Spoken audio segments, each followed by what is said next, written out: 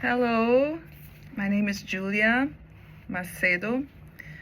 I'm a psychoanalyst, and today I'm going to read the first concept from the book, The Language of Psychoanalysis. Here it is, by Laplanche and Pontalis. And I have the objective of finishing up this book. And we're starting today. It's a long book. It has many concepts. And here I see it has more than 500 pages. So, yeah. So, shall we start? We start in this book with the concept of abreaction. And what does it say about abreaction?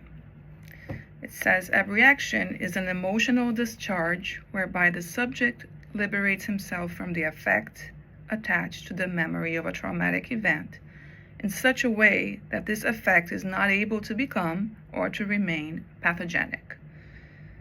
Abreaction may be provoked in the course of psychotherapy, especially under hypnosis, and produce a cathartic effect. It may also come about spontaneously, either a short or a long interval after the original trauma.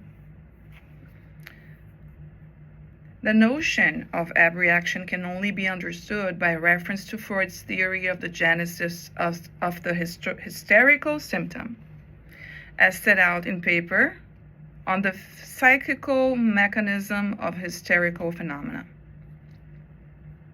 The persistence of the effect attached to a memory depends on several factors, of which the most important is related to the way in which the subject has reacted to a particular event.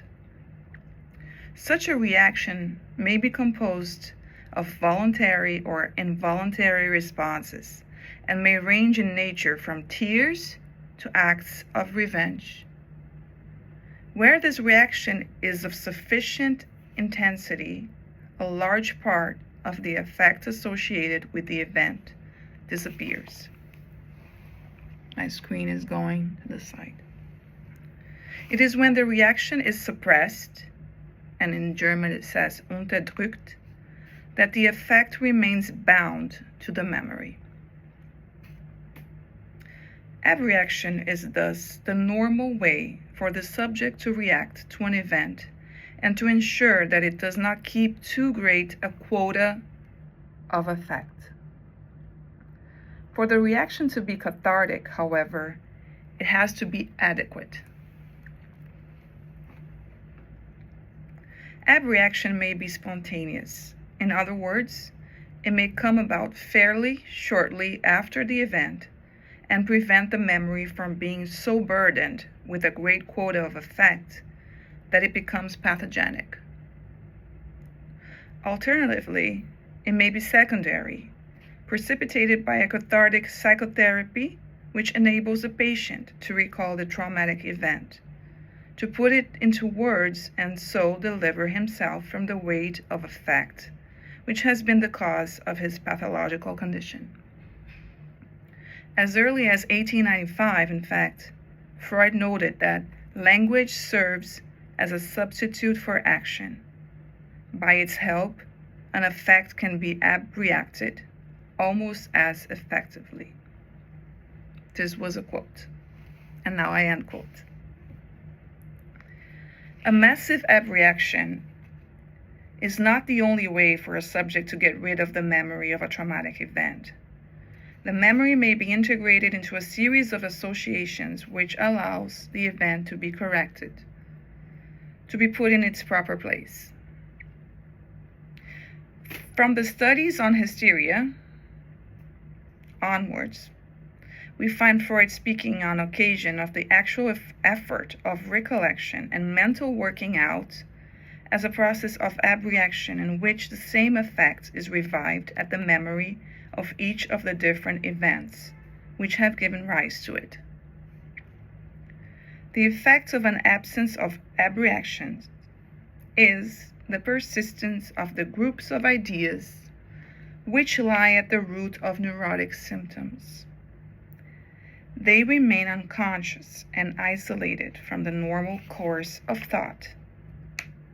The ideas which have become pathological have persisted with such freshness and effective strength because they have been denied the normal wearing away processes by means of abreaction and reproduction in states of uninhibited association. Breuer and Freud were concerned to identify the different sets of conditions which prevent the subject from abreacting. They felt that in certain cases, these sets of conditions were related not to the nature of the event, but rather to the mental state of the subject at the moment of its occurrence. Fright, auto-hypnosis or hypnoid state. Alternatively, their origin was sometimes to be found in the circumstances, usually of a social nature, which obliged the subject to restrain his reactions. A final possibility was that there were things which the patient wished to forget and therefore intentionally repressed from his conscious thought and inhibited and suppressed. These three different sets of conditions define the three types of hysteria: hypnoid hysteria, retention hysteria, and defense hysteria.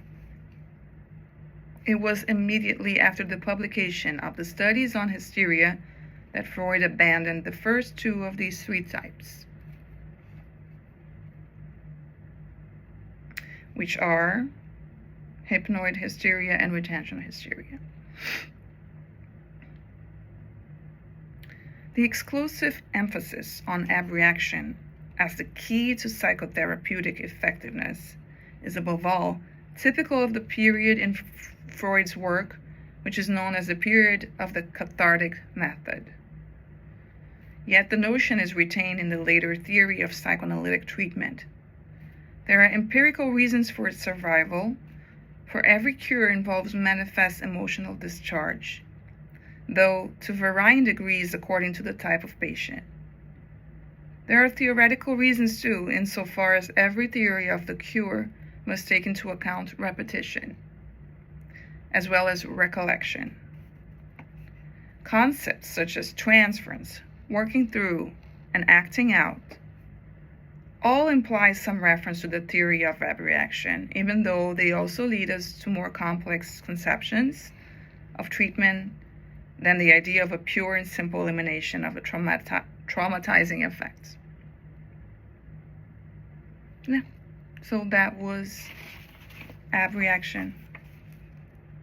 And I've learned through this concept that catharsis comes after an abreaction.